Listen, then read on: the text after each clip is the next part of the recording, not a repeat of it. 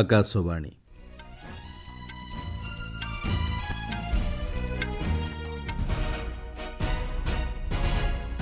ସମ୍ବାଦ ପଢ଼ୁଛନ୍ତି ସତ୍ୟବ୍ରତ ବେହୁରା। ବୀର ବାଲ୍ ଦିବସ ଅବସରରେ ଆଜି ନୂଆଦିଲ୍ଲୀର ଭାରତ ମଣ୍ଡପମ୍ଠାରେ ସ୍ୱତନ୍ତ୍ର କାର୍ଯ୍ୟକ୍ରମରେ ଯୋଗଦେବେ ପ୍ରଧାନମନ୍ତ୍ରୀ।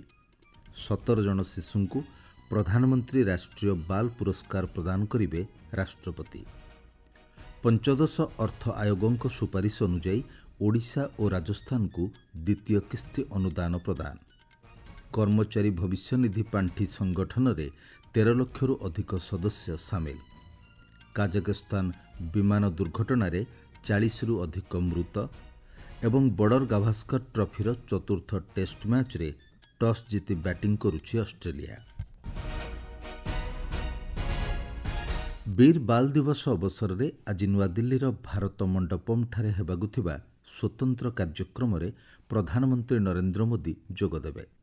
ଦେଶର ଭବିଷ୍ୟତର ମୂଳଦୁଆ ଭାବେ ଶିଶୁମାନଙ୍କୁ ସମ୍ମାନିତ କରିବା ଉଦ୍ଦେଶ୍ୟରେ ଆୟୋଜିତ ଏହି କାର୍ଯ୍ୟକ୍ରମରେ ପ୍ରଧାନମନ୍ତ୍ରୀ ସମ୍ବୋଧନ କରିବେ। 2022ରେ ପ୍ରଧାନମନ୍ତ୍ରୀ ଘୋଷଣା କରିଥିଲେ ଗୁରୁ ଗୋବିନ୍ଦ ସିଂଙ୍କ ପୁତ୍ର ସାହେବଜାଦାମାନଙ୍କୁ ସେମାନଙ୍କ ସାହସ ପାଇଁ ଶ୍ରଦ୍ଧାଞ୍ଜଳି ଦେବା ଉଦ୍ଦେଶ୍ୟରେ ଡିସେମ୍ବର 26 ତାରିଖକୁ ବୀର ବାଲ୍ ଦିବସ ଭାବେ ପାଳନ କରାଯିବ। ଆମ ସମ୍ବାଦଦାତା ଜଣାଇଛନ୍ତି, ଆଜିର ଦିନରେ ବିକଶିତ ଭାରତର ପରିକଳ୍ପନା ସହ ଯୁବ ମାନସିକତାକୁ ପ୍ରୋତ୍ସାହିତ କରିବା ଏବଂ ସେମାନଙ୍କ ମଧ୍ୟରେ ଥିବା ସୃଜନଶୀଳତାକୁ ଅଗ୍ରାଧିକାର ଦିଆଯିବ। ଏହି ଅବସରରେ ପ୍ରଧାନମନ୍ତ୍ରୀ ସୁପୋଷିତ ଗ୍ରାମ ପଞ୍ଚାୟତ ଅଭିଯାନର ଶୁଭାରମ୍ଭ କରିବେ।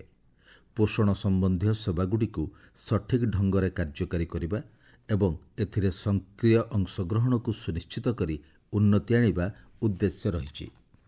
ଆଜିର କାର୍ଯ୍ୟକ୍ରମରେ ପ୍ରଧାନମନ୍ତ୍ରୀ ରାଷ୍ଟ୍ରୀୟ ବାଲ୍ ପୁରସ୍କାର ବିଜେତା ଏବଂ ବିଶିଷ୍ଟ ବ୍ୟକ୍ତିଙ୍କ ସମେତ 3500ରୁ ଅଧିକ ଶିଶୁ ଯୋଗଦେବେ।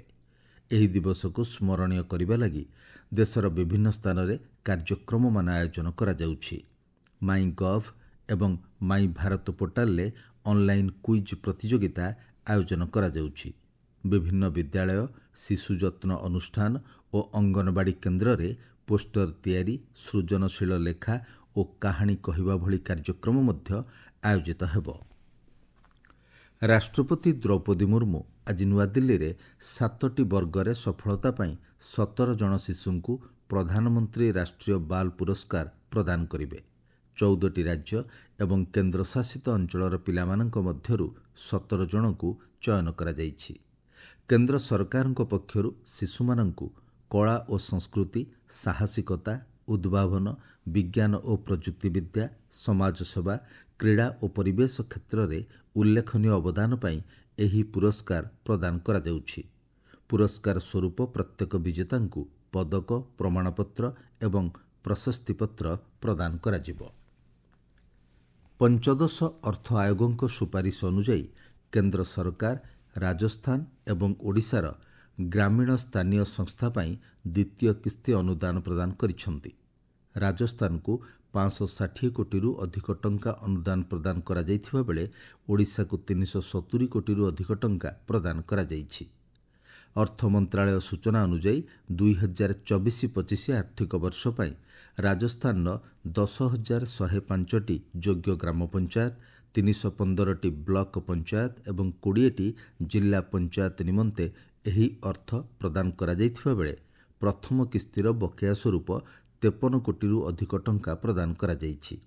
ସୁପାରିଶ ଅନୁଯାୟୀ ଓଡ଼ିଶାର 6,794ଟି ଯୋଗ୍ୟ ଗ୍ରାମ ପଞ୍ଚାୟତ, 314ଟି ବ୍ଲକ ପଞ୍ଚାୟତ ଓ 30ଟି ଜିଲ୍ଲା ପଞ୍ଚାୟତକୁ 370 କୋଟିରୁ ଅଧିକ ଟଙ୍କା ପ୍ରଦାନ କରାଯାଇଥିବା ବେଳେ ପ୍ରଥମ କିସ୍ତିର ବକେୟା ଅର୍ଥ ସ୍ୱରୂପ 84 କୋଟିରୁ ଅଧିକ ଟଙ୍କା ପ୍ରଦାନ କରାଯାଇଛି।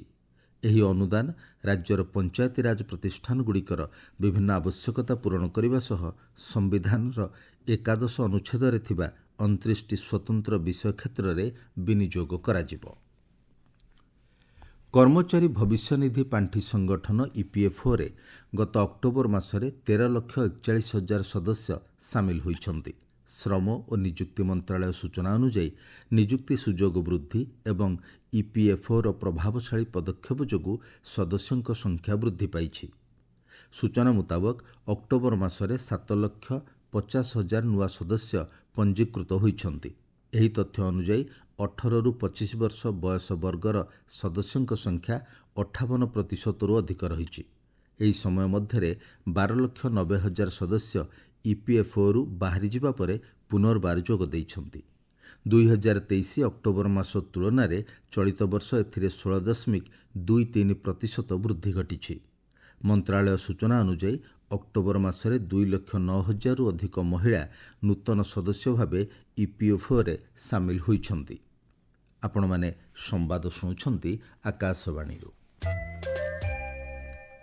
କାଜାକସ୍ତାନରେ ଗତକାଲି ଏକ ଯାତ୍ରୀବାହୀ ବିମାନ ଦୁର୍ଘଟଣାଗ୍ରସ୍ତ ହେବା ଫଳରେ 40ରୁ ଅଧିକ ଯାତ୍ରୀଙ୍କର ମୃତ୍ୟୁ ଘଟିଛି। ଆଜାରବୈଜାନ କର୍ତ୍ତୃପକ୍ଷଙ୍କ ସୂଚନା ଅନୁଯାୟୀ ସେହି ବିମାନରେ 70 ଜଣ ଯାତ୍ରା କରୁଥିଲେ ଏବଂ ସେମାନଙ୍କ ମଧ୍ୟରୁ 30 ଜଣ ବଞ୍ଚିଯାଇଛନ୍ତି। ସୂଚନା ଅନୁଯାୟୀ ଆଜାରବୈଜାନ ଏୟାରଲାଇନ୍ସର J28243 ବିମାନଟି ଯାନ୍ତ୍ରିକ ତ୍ରୁଟି ଯୋଗୁଁ ଜରୁରୀ ଅବତରଣ କରିବାକୁ ଚେଷ୍ଟା କରୁଥିବା ବେଳେ ସେଥିରେ ନିଆଁ ଲାଗିଯାଇଥିଲା।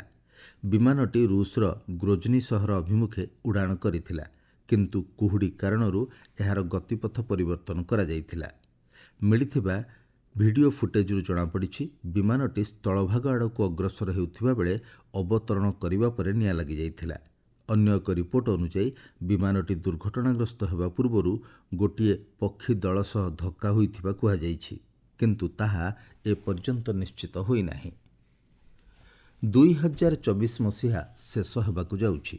ଆକାଶବାଣୀ ସମାଚାର ବିଭାଗ ଚଳିତ ବର୍ଷ କେନ୍ଦ୍ର ସରକାରଙ୍କ ବିଭିନ୍ନ ମନ୍ତ୍ରାଳୟର ପ୍ରମୁଖ କାର୍ଯ୍ୟାବଳୀ ଉପରେ ଝଲକ ପ୍ରସ୍ତୁତ କରୁଛନ୍ତି। ଆଜି ଆସନ୍ତୁ ଶୁଣିବା ଗୃହ ନିର୍ମାଣ ଓ ସହରାଞ୍ଚଳ ବ୍ୟାପାର ମନ୍ତ୍ରାଳୟର ପ୍ରମୁଖ ପଦକ୍ଷେପ ଏବଂ ଉପଲବ୍ଧି ସମ୍ପର୍କରେ। ଗୃହ ନିର୍ମାଣ ଓ ସହରାଞ୍ଚଳ ବ୍ୟାପାର ମନ୍ତ୍ରାଳୟ ଅଧୀନରେ ସ୍ମାର୍ଟ ସିଟି ମିଶନରେ ସହରାଞ୍ଚଳ ଜୀବନଶୈଳୀ, ନିରାପତ୍ତା ଏବଂ ଜନସେବାର ଉନ୍ନତି ଆଣିବା ଲାଗି ଅନେକଗୁଡ଼ିଏ ପଦକ୍ଷେପ ଗ୍ରହଣ କରାଯାଇଛି। ସ୍ମାର୍ଟ ସିଟି ମିଶନର କେତେକ ପ୍ରମୁଖ ସଫଳତା ମଧ୍ୟରେ 100ଟି ସ୍ମାର୍ଟ ସିଟିରେ ସମନ୍ୱିତ କମାଣ୍ଡ ଏବଂ କଣ୍ଟ୍ରୋଲ କେନ୍ଦ୍ର, 84,000 ସିସିଟିଭି ସର୍ଭେଲାନ୍ସ କ୍ୟାମେରା, 1,884ଟି ଜରୁରୀକାଳୀନ କଲ୍ ଏବଂ 3,000ରୁ ଅଧିକ ଲୋକ ଅଭିଯୋଗ ଶୁଣାଣି ବ୍ୟବସ୍ଥା ଅନ୍ତର୍ଭୁକ୍ତ। ଅନ୍ୟପକ୍ଷରେ ସ୍ୱଚ୍ଛ ଭାରତ ମିଶନ ଅଧୀନରେ ଗତ 6 ମାସ ମଧ୍ୟରେ କେନ୍ଦ୍ର ସରକାର କଠିନ ବର୍ଜ୍ୟବସ୍ତୁ ଏବଂ ବ୍ୟବହୃତ ଜଳ ପରିଚାଳନା ପାଇଁ ଆସାମ, ବିହାର, ଦିଲ୍ଲୀ, ଗୁଜରାଟ, ମଧ୍ୟପ୍ରଦେଶ, ମିଜୋରାମ, ତାମିଲନାଡୁ, ଉତ୍ତରପ୍ରଦେଶ ଏବଂ ପଶ୍ଚିମବଙ୍ଗରେ ବିଭିନ୍ନ ପ୍ରକଳ୍ପ ପାଇଁ 1,123 କୋଟିରୁ ଅଧିକ ଟଙ୍କା ପ୍ରଦାନ କରିଛନ୍ତି। ଅହମ୍ମଦାବାଦ ଏବଂ ହାଇଦ୍ରାବାଦର 2ଟି ପ୍ରମୁଖ ବର୍ଜ୍ୟବସ୍ତୁ ଅଞ୍ଚଳରୁ ସମ୍ପୂର୍ଣ୍ଣ ରୂପେ ପୁନରୁଦ୍ଧାର କରାଯାଇ ପ୍ରାୟ 2.5 ଲକ୍ଷ ମେଟ୍ରିକ୍ ଟନ୍ ବର୍ଜ୍ୟବସ୍ତୁକୁ ସଫଳତାର ସହ ପ୍ରକ୍ରିୟାକରଣ କରାଯାଇଛି। ଦିଲ୍ଲୀ ଏବଂ ମିରଟ ମଧ୍ୟରେ ଆଞ୍ଚଳିକ ର୍ୟାପିଡ୍ ଟ୍ରାଞ୍ଜିଟ୍ ବ୍ୟବସ୍ଥାର ସମ୍ପ୍ରସାରଣ କରାଯାଇ ସହରାଞ୍ଚଳରେ ଉନ୍ନତି ଆଣିବା ଉପରେ କେନ୍ଦ୍ର ସରକାର ଗୁରୁତ୍ୱାରୋପ କରିଛନ୍ତି। 2023 ଅକ୍ଟୋବରରୁ ଏହି ବ୍ୟବସ୍ଥାରେ 42 କିଲୋମିଟର ରାସ୍ତା ସଂଯୋଗୀକରଣ ବ୍ୟବସ୍ଥା କାର୍ଯ୍ୟକାରୀ କରାଯାଇଛି। ଆସନ୍ତା ବର୍ଷ ସୁଦ୍ଧା ଅବଶିଷ୍ଟ ଅଂଶ କାର୍ଯ୍ୟକ୍ଷମ କରାଇବା ଲାଗି ମନ୍ତ୍ରାଳୟ ପଦକ୍ଷେପ ଗ୍ରହଣ କରୁଛି। ମେଲବୋର୍ଣ୍ଣଠାରେ ବର୍ଡର ଗାଭାସ୍କର ଟ୍ରଫିର ଚତୁର୍ଥ ଟେଷ୍ଟ ମ୍ୟାଚ୍ ଭାରତ ଓ ଅଷ୍ଟ୍ରେଲିଆ ମଧ୍ୟରେ ଆରମ୍ଭ ହୋଇଛି। ଅଷ୍ଟ୍ରେଲିଆ ଟସ୍ ଜିତି ବ୍ୟାଟିଂ କରୁଛି। ସମ୍ବାଦ ପ୍ରସ୍ତୁତ ହେଲା ବେଳକୁ ଅଷ୍ଟ୍ରେଲିଆ 25 ଓଭରରେ ଗୋଟିଏ ୱିକେଟ୍ ହରାଇ 112 ରନ୍ କରିଥିଲା। 5 ମ୍ୟାଚ୍ ବିଶିଷ୍ଟ ଏହି ସିରିଜ୍ରେ ଉଭୟ ଦଳ ଗୋଟିଏ ଲେଖାଏଁ ମ୍ୟାଚ୍ ଜିତିଛନ୍ତି। ଅନ୍ତର୍ଜାତୀୟ କ୍ରିକେଟ କଣ୍ଟ୍ରୋଲ ବୋର୍ଡ ଆଇସିସି ମାନ୍ୟତାରେ ଭାରତର ଦ୍ରୁତ ବୋଲର ଯଶପ୍ରୀତ ବୁମରା ପୁରୁଷ ଟେଷ୍ଟ ବୋଲିଂ ମାନ୍ୟତାରେ ସଫଳତା ହାସଲ କରିଛନ୍ତି। ସେ 904 ପଏଣ୍ଟରେ ପହଞ୍ଚିଛନ୍ତି। ପୂର୍ବରୁ ଭାରତୀୟ ସ୍ପିନର ରବିଚନ୍ଦ୍ରନ ଅଶ୍ୱିନୀଙ୍କୁ ଏହି ସଫଳତା ମିଳିଥିଲା। ବ୍ରିସବେନ୍ରେ ବୁମରା 94 ରନ୍ରେ 9ଟି ୱିକେଟ୍ ହାସଲ କରିବା ପରେ ଟେଷ୍ଟ ବୋଲିଂ ମାନ୍ୟତାରେ ତାଙ୍କୁ ଏହି ସଫଳତା ମିଳିଛି। ବନ୍ଧୁକ ଚାଳନାରେ ମାହେଶ୍ୱରୀ ଚୌହାନ ଏବଂ ଅନନ୍ତଜିତ ସିଂ ନାରୁକାଙ୍କ ଯୋଡ଼ି ଗତକାଲି ନୂଆଦିଲ୍ଲୀରେ ଅନୁଷ୍ଠିତ ଜାତୀୟ ସୁଟିଂ ଚାମ୍ପିୟନସିପ୍ରେ ଦଳଗତ ଟାଇଟଲ ହାସଲ କରିଛନ୍ତି। ଉଭୟ ଖେଳାଳି ରାଜସ୍ଥାନ ପାଇଁ ସ୍କିଟ୍ ଡବଲ୍ସରେ ଏହି ଟାଇଟଲ ହାସଲ କରିଛନ୍ତି।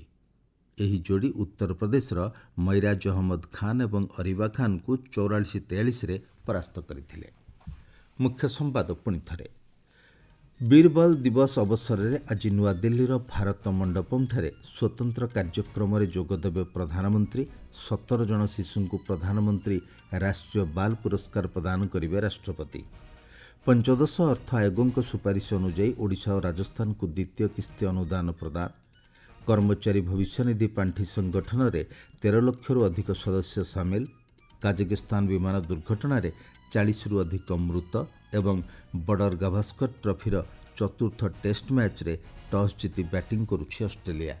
संवाद शेष है।